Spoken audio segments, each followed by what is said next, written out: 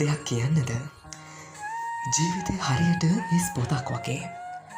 අපි දවසින් දවස ලියලා අවසන් කරන.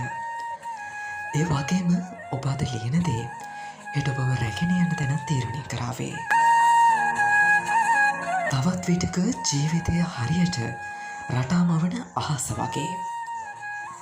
විටක සුන්දරයි, ඒ වගේම බියකරුවේ. තවත් විටක සැහැල්ලුයි, නමුත් ප්‍රචණ්ඩයි. ආසෙන් වැටෙන පුංචි වැහිබිඳු දිගට තලා යන අනෝරා වැස්සක් වෙලා මිනිස්සුන්ට උන් හිටි තැන් තොර කරනවා.